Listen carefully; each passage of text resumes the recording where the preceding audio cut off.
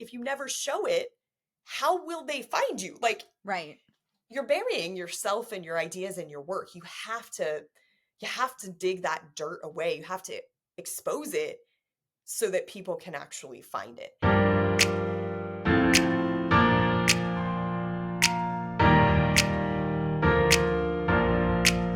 Welcome to the She's So Sweet podcast, where we interview accomplished women who have worked their way to the C-suite.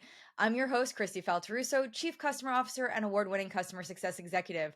I am so excited for our guest today. I've got Ashley Faus, who's the head of Lifecycle Marketing at Atlassian. Ashley, welcome to our show. Yeah, thanks for having me. I think this is going to be fun. Oh, I'm so excited. So, Ashley, before we get into everything, we got to start by laying some foundation. So, tell our listeners who you are, what you do, and you got to explain to me what head of lifecycle marketing is, because I did spend a decade in marketing, and that is a new title for me, Ashley. Yeah. So I'll start with kind of the one-line summary, which is I am a marketer, writer, and speaker by day, and a singer, actor, and fitness fiend by night. So we've got Oh, a we are whole other. definitely going down that. We're definitely going there, Ashley. Exactly. I know. Every time I say it, people are like, "Okay, no plan. We're not talking about marketing career anymore. We're talking about musical theater." And I'm like, "You have entered maybe an alternate timeline. You careful what you wish for." But no, that's super exciting. And then as far as my title, I get this question a lot of like, sorry, what do you actually do? Right. And lifecycle marketing really thinks holistically. It's, Yeah, kind of inherent in the name about the full life cycle of a customer. So how do we got it. acquire them? How do we convert them? How do we retain them? And how do we grow them? And that includes my current team includes a mix of demand gen and content marketing folks. So making sure that we are telling that right message to the right person in the right place. We partner very closely with our product marketing counterparts to figure out at a high level, what should we say? So things like messaging and positioning, what are the key benefits and value props from a product standpoint?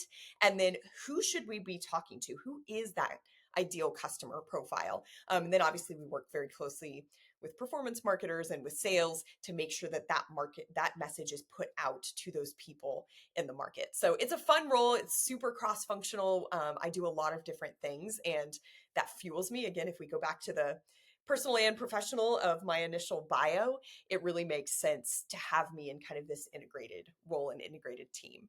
I mean, you just sold me on the role. And now, how do we pitch that to every single company that exists? Because I feel like not enough companies are intentionally managing that the way you just described. So it's interesting because you mentioned, you were in marketing and now you're Yep. in customer success, and almost in this, they're two separate things. You changed careers, you switched Yep. roles, right? And it's interesting. I think a lot of people forget that the four P's of marketing, it's product, price, place, and promotion. And in a lot of cases, marketing has gotten pigeonholed into only promotion. And it's like marketing just Interesting. Yep. owns that one single P. And it's like, no, we help drive, influence, inform, create, share in those other four P's. And particularly with the rise of subscription style Yep. offerings, and obviously I'm come from a SaaS background, so Yep. software as a service, if I have to keep winning and re-winning hearts, minds, and Yep. wallets, that means that customer success doesn't sit over there. I don't throw people over there. And so having that connection, if I don't bring in the right people, if we don't onboard them properly, from a customer success standpoint, you're starting from a negative. We Yeah. have not set you up for success if you're like, why did they sell this person this product? I think that's It why doesn't actually selfishly, solve as you the problem. described this role, I'm like, we all need you, Ashley. Like Yes. you're this hero I didn't know that could possibly save the day. No, I love that about that. And I gotta tell you, one of the things that I think makes me so great at customer success, and I'm gonna say that I'm great because I'm Yeah. talking about myself, so I will. Yeah. But is my marketing background, because my ability to package up messaging, to think through the intentionality of the communication of everything that we do, which isn't something I think everyone thinks through, but I'm like, everything we do is through that lens of marketing. And so I Yeah. just think it's so cool that you get to kind of play this kind of collaborative role that sits into all the parts of the business. Yeah, it's a lot of fun. And I consider myself to be more of a marketing generalist. And I know that most people kind of frown on that. They're like, oh, generalist, like why would you say that? And I'm like, well, I have owned, all of marketing, and or Yeah. I have sat in these specialist teams. And so that ability to connect the dots across all of them, Hmm. that's the fun part. And I Yeah. can really bring all of those specialists together because I can kind of speak their language or come at it from their side. And I think as marketers, that is our secret superpower, is being able to fall in love with the audience, being able to understand them at such a deep level that we can bring those insights back into the organization, build the right solutions. And then because we're so entrenched in their language and their needs, we can then translate what the business has built for them in a way that shows like we have solved your problem based on what you told us, and we can say it in a way that resonates back to them. So that bridge, that I think is the fun part for me. So yeah, I Well, might then maybe you need like have a third Atlassian, career. who are, maybe I come full circle and I go back to marketing. But I think the cool thing is Atlassian also has a suite of products too. So you're also not just working on one solution, which Yeah, I think even makes it more exciting because you've got the positioning and messaging and all this stuff for a suite of solutions. yeah, yeah. It's a That's lot of really fun. neat. All right, so Ashley, let's rewind because I have to imagine that at some point in your life this wasn't the career you would thought you would have. So I want you to think back, and I always say as far back as you can remember, little Ashley. What did little Ashley think she was going to be when she grew up? Yeah. Little Ashley really wanted to be an Olympic gymnast. Like I came up with Shannon Miller and Dominique Dawes and Dominique Luciano, like that whole crew, Carrie Strug. And I was like, man, like I dressed up as Shannon Miller Oh my for gosh. Halloween with like the bow, the 80s style, like early 90s bow and the white leotard. Like I was gonna be an Olympic gymnast. I mean, you just inspired me for a Halloween costume though, so I'm not going to lie. Like now I'm inspired that maybe that potentially could be a good Halloween costume. It's excellent because I mean, you also get to wear pants over it because like your warm up sweats, like you're uh, just entering, so you can be oh. warm and you don't have to be Like you cold. just elevated that entire idea that I just had in my head for a quick second. You just gave me an entire inspired windbreaker Yes, outfit. the whole Yes, windbreaker the was whole the windbreaker. thing. Yes. Yes. Listen, having grown up in the 80s and 90s, like windbreakers were our thing. Like we had the entire outfits, right? The parachute outfits. Yes. Okay, so I love that. So how did we get from Olympic gymnast to where we are today? Because obviously, I don't want to say it's completely like off the reservation of like how we got there, but give me your journey because that's an A to Z situation. Oh yeah, it's real far. I mean, let's start with the fact that I in no way had any chance of becoming an Olympic gymnast. Like I was Okay, so you weren't not. one of those people that were like close where it's like we No, were in like training camp and like we were a contender. no, there was Okay. no contending. The closest I got to my Olympic dreams was my Halloween costume. Like, let's be very clear. I was not good. I was not good. So and I think that's actually a lesson that I continue to be cognizant of throughout my life, of the areas where I lean in.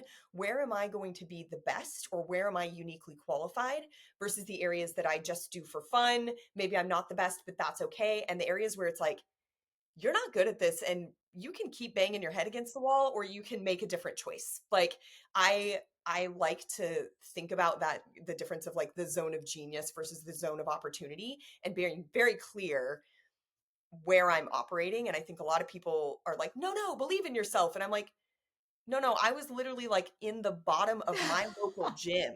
I was not going to be an Olympian, right? And I was getting to the point where, I was good enough, I was level 3 gymnast, which for any of your listeners that are gymnasts, they know. Like I was serious. Like I was in the gym Yeah. 15 or 20 hours a week. Like I spent every Wow. night Okay. going to practice, conditioning. But that basically meant that I couldn't do anything else. Right. And I wanted to do other things. I actually wanted to do more theater and more singing and more acting, and I could not balance both. And so the realization that I can't do both of these, I have to choose. And when I look at the future and I look at the landscape, I'm not a contender as an Olympic gymnast. And so I actually ended up quitting gymnastics. It was like a whole identity crisis when I was Well, 12. I was gonna say, so you quit? Like it I wasn't like quit. we're gonna scale back and like maybe not do as many competitions or that you just stopped. I quit. Yeah, That's crazy. it is crazy. And when I was 12, literally like that decision was such a like identity crisis for me, because Yeah. I was a gymnast, like that's what I was doing with myself. So I ended up quitting, and moved more into kind of the theater and singing and acting space. And then funny enough, talking, 6 or 7 years later, I had another identity crisis because I actually started college as a musical theater major. And Okay. so then the dream shifted. I'm going to be a Broadway star. You see, seeing a pattern here where I'm like, what's the But tippy top? I love that like your goals aren't here. Your goals are like the top. Whatever I'm gonna Yeah. do, I'm aspiring to be the best at Yes. whatever it is I do. And so like there's something interesting about that in how you're Yes. setting your goals. Yeah. Setting those goals ridiculously high. And then as I start down the path of trying to achieve them, understanding if that goal is reasonable or unreasonable. And again, I don't think it's wrong to set a super high goal, start down the path, and then realize that actually you are so far out of your league that you might be throwing good money, good time, good smarts after bad. It might not Yeah. actually make sense for you to chase that. So, my I started college as a musical theater major, and again, this idea that like, wow, so you were almost on Broadway. No, no, I was not even in the top. I never made all state choir. So in high school, you have competitions for band and orchestra Yeah. and choir, the whole thing. I never made all state choir. Like I couldn't compete in my own state at that level. Right. So I go to college. I'm in musical theater. I'm walking around the practice rooms. I'm like with my people. There are some freaking talented people in the world from Oh like yeah. Yeah. singing, playing, acting standpoint. Like they're there. And so I realized very quickly, I was like, I don't know. Like I wasn't even a big fish in a small pond in high school. I'm like a little fish in a little pond in college. And then I ended up having a medical issue with my vocal cords my freshman year. Oh gosh. Yeah, so I had to go on vocal rest. And this is quite common, um, especially among singers who are maybe less mature in their technique or they don't Mm, take care of themselves as well. Again, did I drink enough water? Was I screaming at football games? right, Was I right. talking until midnight with a friend, in a loud restaurant, right? Like none of that is good for your voice. So I had to go on vocal rest, which basically means I couldn't talk for 3 months. Had to write on a whiteboard For like 3 months, for Ashley, you three couldn't months. talk for three Yeah. months. Yeah. That might be my worst nightmare. It's dude, same. I mean, being quiet, there's some people who only say like 1,000 words in a day or something. And I'm just like, I said 1,000 words since you In hit this record. sentence, right, right. Like, what do you mean you don't speak? Like, I just don't, that's not going Can't to re- go, it's not relatable. I don't not get going, it. no, that's not Yeah. a thing we're doing. So I had that identity crisis of like, Uh-huh. I don't have the talent to perform. Like I had figured that out already for a living. Cause again, only a very few people make enough money to perform for a living. It's obviously not stable. Like I'm not even a professional. I'm only in school and I'm having these issues Yeah. that are preventing me from the success, which is passing my juries. Like that's how it works. The Right. exams, you have juries. I couldn't stand up and sing in front of my peers and my professors because I wasn't allowed to sing. Right. So it's like I can't even take my exams. So that's not gonna go Wow. well. Right. So what am I gonna do with myself? And then I was like, an alternative that is very common is teaching. And I was like, well, I have zero desire to teach this for a living. So like, what the heck am I going to do with this degree? Like, I can't Okay. perform. I'm not good enough to make the money. I might not be able to from a medical standpoint, and I don't want to teach. Like, what am I going to do? And so, at that Connect the point, dots for me, Ashley, because I'm like you got me sitting on the like, edge of my chair here. I'm like, oh, good. so what happened? Yeah, yeah. So I basically, fortunately, my voice healed. The vocal rest worked. I didn't have to have Okay. surgery, Okay. which is great. And so I started looking around and really trying to say, like, what draws me? What do I like? And so I looked around. I looked at psychology for a while because I was like, I really enjoy being with people, understanding people, like what makes them tick and how can I get them to take action? And so I stumbled into a marketing 101 class on this journey of discovery. And I opened the textbook and it said marketing is about people. And I was like, done. Shut the book, declared my major. Like, I'm a You're marketer like, now. that's all I needed. Figure it out. You're good. So I am probably one of the few people that actually, despite that winding journey, did get my undergraduate degree in marketing and immediately started working as a marketer and have been working as a marketer continuously for almost 20 years. And Wow. I genuinely think tying it back to I still do theater, all the gymnastic stuff, that ability to fall in love with an audience and fall in love with their problems and truly step into their motivations, their language, their pain points, that has actually made me an excellent marketer. And in addition to that, now obviously I speak. And so having posture, having self awareness as I'm on the stage, Right. right? Like from a physical standpoint, I still carry those gymnastic lessons in my body. And then from a theater standpoint, stage presence, understanding how to articulate that eye contact, the emotion that has to come out to really connect when you're on a stage with kind of this fourth wall or this barrier between you and the audience. When should you break that? How should you break that? And what is the impact of breaking it? I bring that into all of my marketing as well. So it's funny because on one hand, it's like, this is a real twisty journey. And then in hindsight, it's like, actually, No, you no, literally it just all brought it full connects. circle. It Yeah. connected completely. Yeah. Oh my gosh, I love that. Uh, okay, now I'm not gonna lie.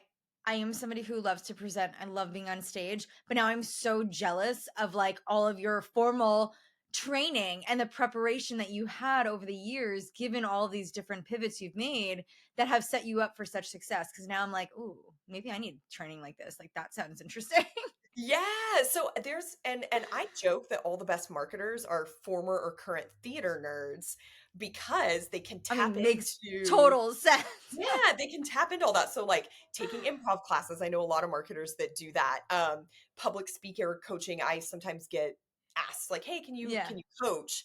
And I'm like, "Yes, but I actually am going to bring more of that actors or singers Yeah. mindset. Even the breathing. I did a whole video on LinkedIn about breathing and proper posture and how to change your opening to make sure that you are breathing properly to fuel the entire sentence so that you don't have weird pauses when you're trying to speak." And people were like, this seems, should I take voice lessons? I'm like, Right. maybe, because it's real helpful. I love that so much. All right, well, listen, obviously, we've talked about a lot of pivots that you've made throughout your career. So let's talk a little bit about some obstacles because I know that nobody's career is as smooth as maybe you've just described. So when you think about the trajectory that you've had, kind of rising to the top, we know it doesn't come without battle scars. What were some of those significant challenges or obstacles that you had to face and overcome?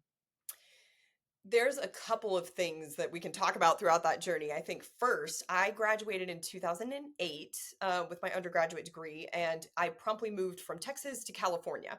And back in 2008, remote work was less popular, Yeah. and particularly in California, coming to Silicon Valley, all of the engineering centers are here, but they basically put all of their sales and marketing and like admin business functions in other markets, and they Yeah. usually choose cheaper markets. So um, I grew up in the Dallas area, and Dallas actually has a lot more, at the time, had a lot more marketing jobs Oh, because wow. that's where a lot of the big companies put their offices. There's boatloads of space you can build. Yeah. It's cheap. It's, tax Yep. friendly from a business standpoint. Like, cool. Go there. There's a glut of marketing talent versus Silicon Valley. It's like engineering all the time. And so trying to find people, I had the number of people who were like, you seem smart, you seem motivated. We don't really need a marketer, or you're too inexperienced. Our budgets are super tight, or like, oh, if only you lived in Dallas. And I'm like, y'all, I'm here in California, hire me, right? So that I think was the first obstacle of just Yeah. being able to get experience when you don't have experience, but you need experience to get a job. Right. One of the ways I overcame that, couple of ways. So my husband and I did end up moving back to Texas for a while, in part for me to get a job and continue growing. He was able to transfer with his job, but I actually started blogging because I didn't have a lot of Oh, marketing peers, and I wasn't really tapped into the community. And I was like, how do I show that I'm still learning and I'm growing despite just being in this tiny kind of marketing coordinator role? And so I started blogging, and that helped me get in a habit of writing, get in a habit of showing up, and getting in a habit of noticing things in my profession or things in my craft in my everyday life. And so I ended up being able to kind of turn that blog into some opportunities to write for bigger publications. So I stumbled on the Muse, which is now, a beast mode of a career site. yep. They were like still in stealth mode. They were stealth mode. They were called the Daily Muse. And I just wrote them and I was like, do you guys need writers? Like, here's something I can talk about. And here's my blog, which proves I can write. Yep. and I will turn in my stuff, right? So Yep. that resulted in some really great opportunities. But I had to grind on that blog for writing daily for like 2 years with basically zero readership. Like at the time, I had no idea about SEO. I didn't Yep. understand paid ads. Like it was all just theory to me.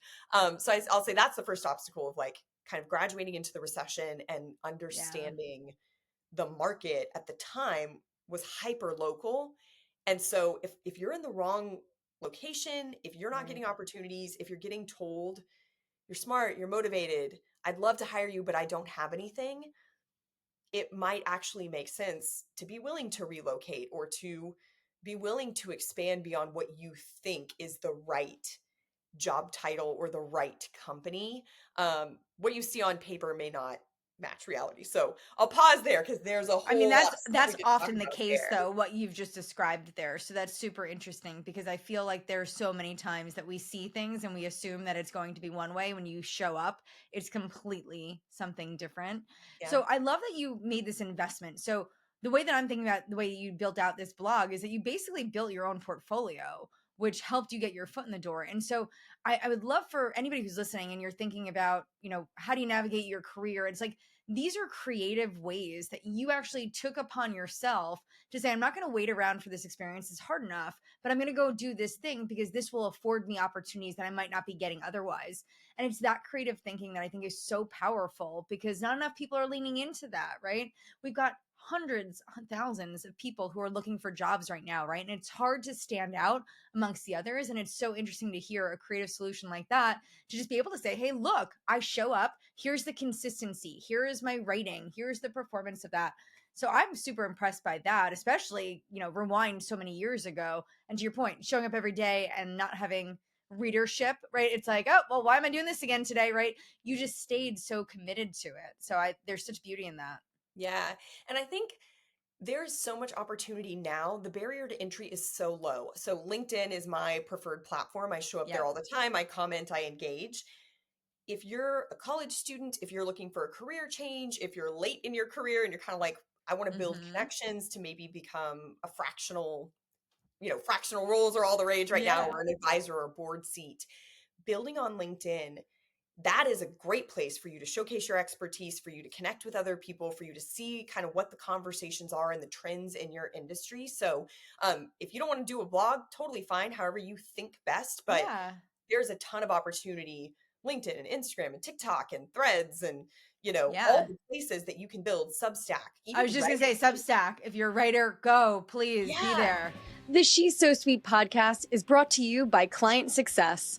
Client Success is an all-in-one customer success platform to help post-sale implementation and success teams manage customers from new to renew. Through an industry-leading platform approach, Client Success gives businesses an in-depth view into customer health, product usage trends, along with churn and risk data so that your team can not only retain customers, but help them grow as well. Whether it's managing customer onboarding workflows in shared portals, building custom health scores, tracking sentiment with NPS surveys, or doing more with less through AI and automations, Client Success gives customer success professionals a true one-stop platform to manage all aspects of the customer journey. To learn more about the industry's fastest to implement customer success platform, visit www.clientsuccess.com. That's Client Success. Simple, powerful customer success. And I get this a lot where people are like, asking me, how did I get speaking gigs? And Mm-hmm. I'm like, you have to pitch. And the pitch happens in many cases 3, 6, sometimes 9 months Yeah. before the conference. You have to have an abstract. You have to have a bio and a headshot, a little package. You have to have a sense of what you're going to talk about, and you have to show that you're not going to freeze up on stage. So if you've never spoken before, go live on LinkedIn or host a podcast, Yep. be a guest on podcasts so that people can see as we're talking, you get a sense of how I'm going to show up. I'm not going to randomly freeze. I'm not going to completely blank out. I'm good. I can maintain eye contact. You see that I have decent presence and gestures. Surely that's going to translate to in person, even if you haven't seen an official speaker reel, Yep. right? So, and I get a lot of people being like, well, I don't want to build a talk until I know it's going to be presented. And I'm like, then present it yourself. Like, You can't, if I waited to build a talk or I waited to share an idea until I knew that somebody else was going to amplify it, Right. I'd still be sitting quietly behind the screen. Like, you Correct. have to step up and start showing up before everyone else gives you the opportunity. And that's an area that I think a lot of people get wrong. They think I'm going to put my head down and I'm just going to do my work. And somehow, magically, people are going to look for me. They're going to find me. They're going to offer me something, whether that's a promotion, whether that is an opportunity to join a podcast, whether that is, a writing publication. But if you never show it, how will they find you? Like, Right. you're burying yourself and your ideas and your work. You have to dig that dirt away. You have to expose it so that people can actually find it. And in my case, I'm kind of like yelling like, "Hey guys, it's over here. The treasure, it's right here." Like, you have to believe that it's Yeah. worth telling people that the buried treasure, you've unburied it and it is a treasure and they need to find it. Right. No, I love that. And it is such a clear call to action, actually. And I see, it's funny because almost every single one of my guests will come on and talk about the power of social media and the power of sharing and content creation and building their personal brands. It Yeah. has literally transformed careers for so many of our guests because of the intentionality behind it and the work that they're putting behind it. Because, I mean, it's something, listen, I probably how we got connected because that's where I am all day. And I'm, again, so intentional about the content that I'm sharing and the experiences that I've had and showcasing that. And that's how all of the opportunities that I feel like I've almost ever been presented with have come from that. So you're spot on with that recommendation. Yeah. Now, let's fast forward. So you get this job. Where does that take you then from there? Like, what's the next set of challenges you had to overcome? Because we got a job. So that was Yep. great. Yep. Then what happened? Yeah. So, I have worked across a number of different industries. I worked in solar, I worked in aviation, I worked for a presentation design and training firm, two different security startups, and then at Atlassian, I have held a number of roles across a number of different teams. And I think the common thread in all of that is the desire to fall in love with my audience. And Hmm. I can teach you to push buttons. I can learn about an industry. I've had excellent managers throughout my career who have taught me a lot about leadership.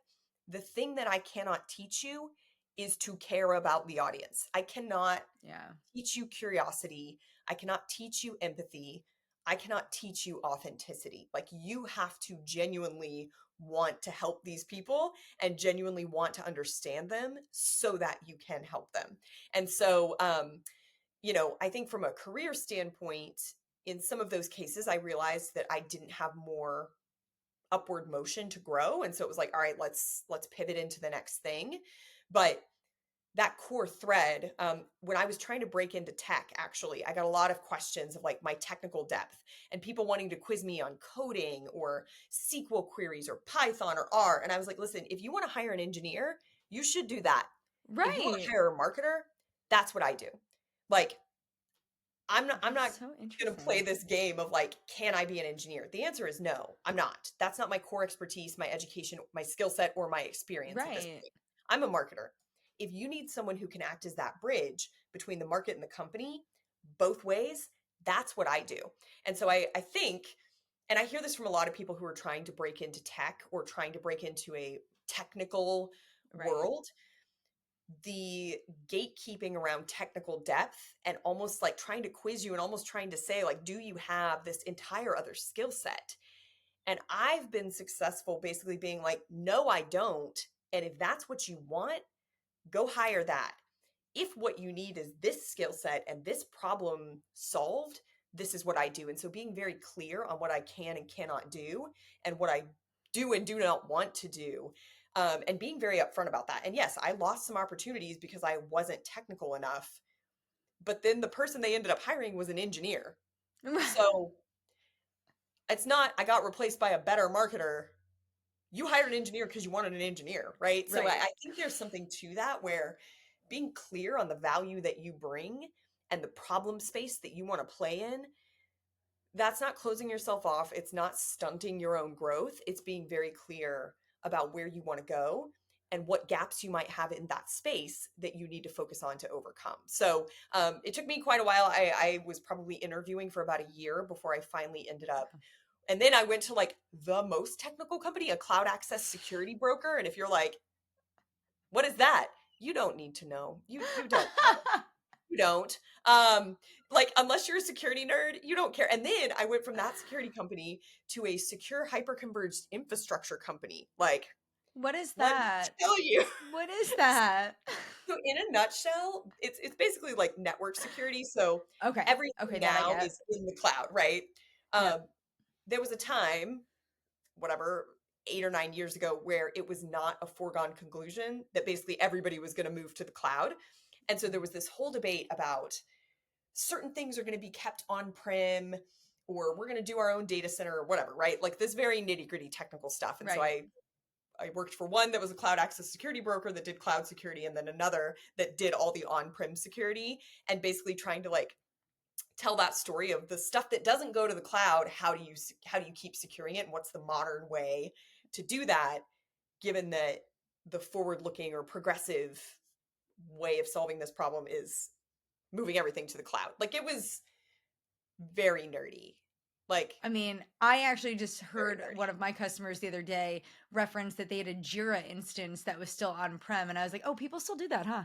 I Yeah, was like blown away that, and like, I was like, I haven't heard somebody talking about on-prem stuff in like, I don't know, the last like 7 years. And then yeah. all of a sudden I'm having this conversation. I was like, but, but why? Like, I think I was so bad. Like, I was like so confused and had to go down a rabbit hole of questions. But why do you still have that? Yeah. I won't derail this whole conversation, but there are a lot of actual reasons why people do and don't do this, Oh, regulatory I'm confident that compliance, that et is the cetera. case, But but for me, I'm just like, I just don't hear that anymore. I'm like, I yeah, don't like everyone's in the cloud. yeah, yeah. All right. So listen, we talked about some obstacles, we talked about the career switching. I don't feel like enough of us reflect back on our successes. And I always say, like, the most ambitious people I know are always on to the next thing, right? Like we've achieved a goal, hit a milestone, next. And we don't spend enough time celebrating, reflecting, because we were just at a place that we had been working so hard to get to, and then we just run past it. It's like running past the finish line and just continuing on another race. And I'm like, whoa, whoa, whoa, I want to pause. Where's my medal? Where's my water? Like, where's the person taking my photo? Like, let's do that. So that's what we're gonna do for a minute. I want you to think back on your career. What are some of your, like, what's the highlight reel? What are the things that you are the most proud of that you've achieved? I will also just echo, I am pretty terrible about celebrating my wins. I'm the same way. I'm like, I move the goalposts where it's All like, well, of I was my thinking guests kids are. I next, don't, and like, because they're all I, successful women, yeah, Ashley. It's everyone's on to the next thing. No one is basking in the glow of success. yeah, Everyone's like, oh, cool, whatever. That other thing I want to go do. What is yeah. that? Yeah, so I think a couple highlights I would say. In 2019, I introduced my playground framework, which is basically a way to reimagine, kind of do away with the linear funnel in marketing. So awareness, consideration, Yep. purchase, and then cross sell, upsell, expand, et cetera. If you're in a SaaS business, basically. And I introduced this playground idea, and I sold out a room of 1,000 people. Like there was it, and in so fast that they actually added an encore session. And so I didn't realize the size of the room. Basically, they told me, they were like, hey, your session registration is doing really well. So we think it's going to sell out. Would you be open to doing an encore? And I was like, oh, I would love to. That's like, Uh huh. that's cool. My idea has legs. So I show up to get mic'd up, and we're talking. I'm like, yeah, how many does this room hold? Like maybe a couple hundred. And they're like, no, this is a room of 1,000. And I was like, there's 1,000 seats in here, and like my session has a waiting list. You're telling me more than 1,000 people want to sit in this room and listen to me talk? Like that blew my mind, right? And obviously the reception to the talk was really good. People came up afterwards and were like, oh my gosh, this is smart, etc. So that I think that was like a huge highlight, to recognize all of the work I had put in to stumble on this problem, to actually solve it myself, and then to codify it in a way that other people wanted to hear it. And that has actually now fueled years of work in what I talk about on LinkedIn, how I've shaped different roles throughout my career and my time at Atlassian. And now it is, a key set of chapters in my forthcoming book. It's titled Human-Centered Marketing: How to Connect with Audiences in the Age of AI. But that moment at Inbound, stepping onto that stage, doing the talk and then stepping off that stage and being like, that was freaking cool. Like this good That's so energy and smart awesome. ideas. Like that was a huge highlight. So that was one. Um, I have chased titles quite a bit throughout my career, and we can have a whole debate about whether that's a vanity metric or whether it's just a fake gold star. From what I have seen, the title does matter, and it is proof that you are growing. It is recognition for your hard work and your impact, and it does matter, particularly if you're in larger companies, or if you're wanting to be an in-house, in my case, marketer. That title actually does matter. And so when I finally got my director title, that promotion, and my husband, I had been talking about it for a very long time, and he kindly planned like a nice celebratory weekend and took me to dinner and I this love that. very specifically said, this is to celebrate your promotion. And like, we can talk about it or we can relax or whatever, but we're going to take a minute, we're going to put a stake in the ground, and we are going to properly celebrate, this promotion. So we actually, I joked, there was another time when I was interviewing for a bunch of jobs, and I joked that for each offer that I should get an increasingly more expensive bottle of champagne.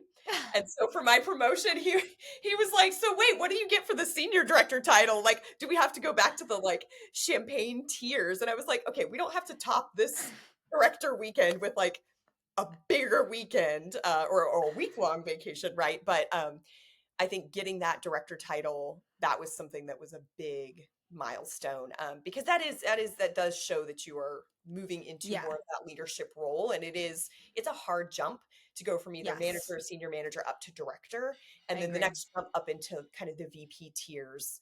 But that director tier is a really big jump, even though it's only a small title increase. No, you know what's so interesting though is I felt in my career also like that felt like the biggest gap. Also, like like going from a manager role to director, I felt like was the biggest leap, right? Even for me from director to VP, it felt different, but like not inherently different. Then even from VP to CCO, like it felt different, different scale of difference. But like the biggest one that I felt like my skills needed to evolve the most to support that transition was going to the director title. Yeah.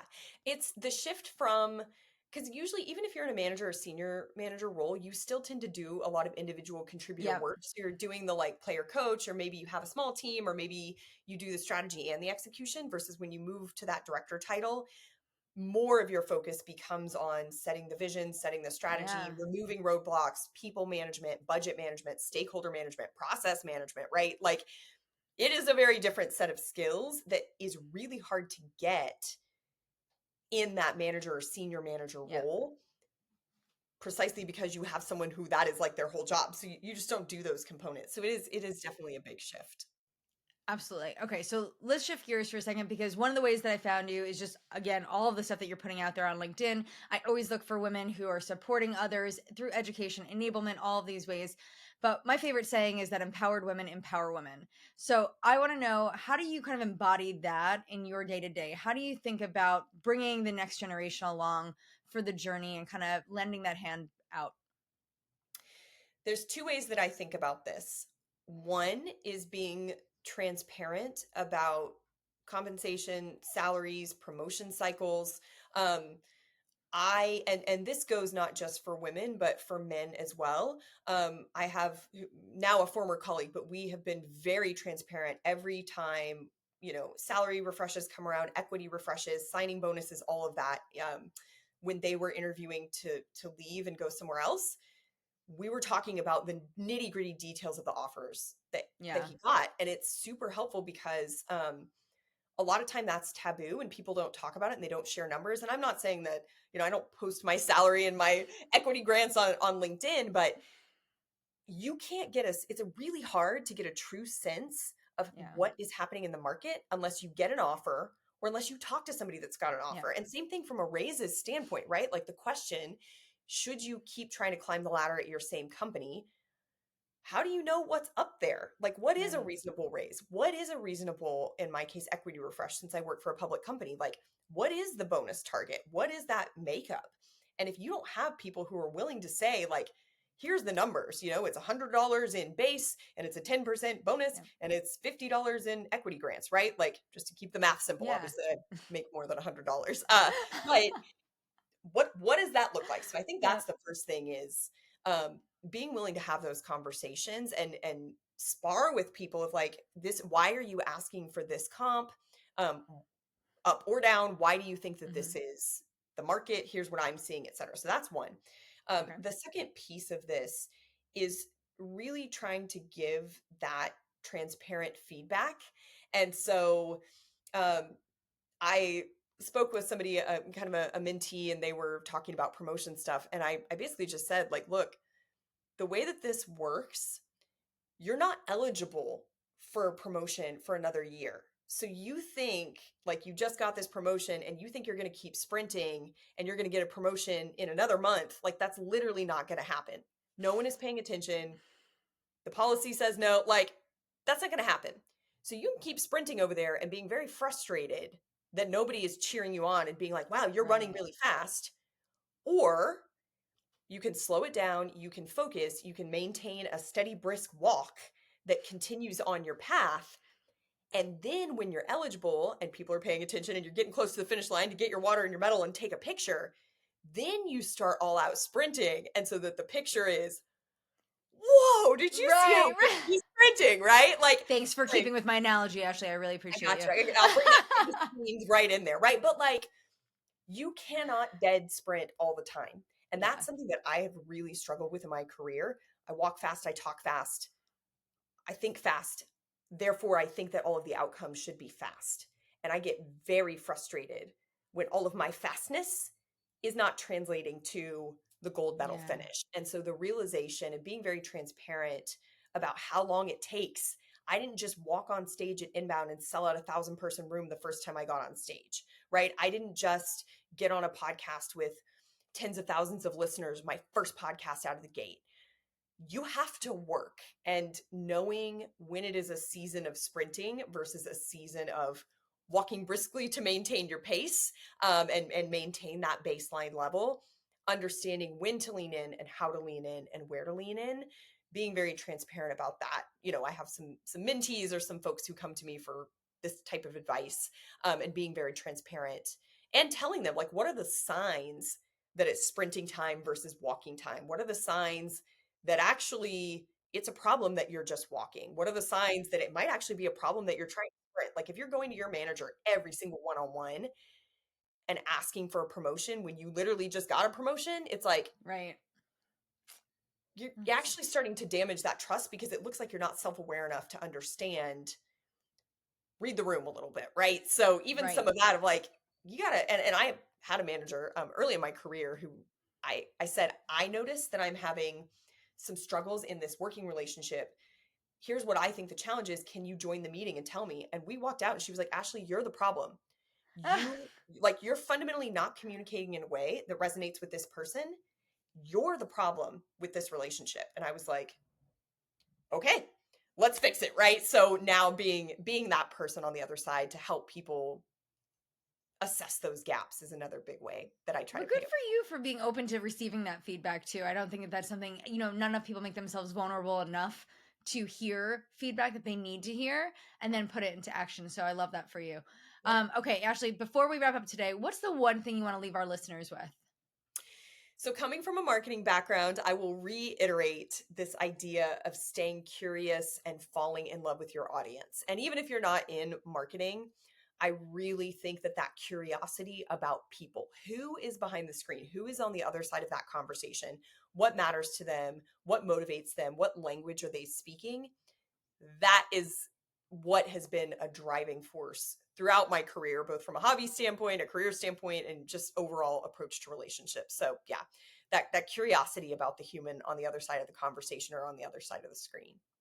I love that so much, Ashley. Ashley, thank you so much for your time today. I really enjoyed hearing your story. I have a lot of questions and follow ups that side chat, we're going to need to go down because I still want to explore this whole fitness thing and kind of where that plays a role in your life today. But I'm just so grateful for the time and the expertise and your experiences that you've shared today. I know our listeners are going to get a lot of value out of it. So thank you so much. Yeah, thanks for having me and letting me relive my glory days as Shannon Miller. I love that so much. Well, everyone listening, thank you guys so much for your time. If you enjoyed this episode, please rate, follow us on Spotify, Apple Podcasts, subscribe on YouTube, connect with us on LinkedIn. Until next time, we'll see you soon. Hi guys, I want to share a bit about an organization that I support called Wednesday Women. They're on a mission to increase the visibility of executive women leaders that you should know, learn from, and be inspired by. On LinkedIn, they share the profile of 2 amazing women each week, on Wednesdays of course. And now just imagine if we all followed, amplified, and nominated the women that we want to see more of. Their initiative provides examples of women CEOs, founders, sales executives, technical leaders, and so many more. By supporting Wednesday Women, you'll see more of these professionals in your social feeds, of course, but also on stages, podcasts, and panels. If you're interested in learning more and supporting their initiative, head over to www.wednesdaywomen.org or follow them on LinkedIn.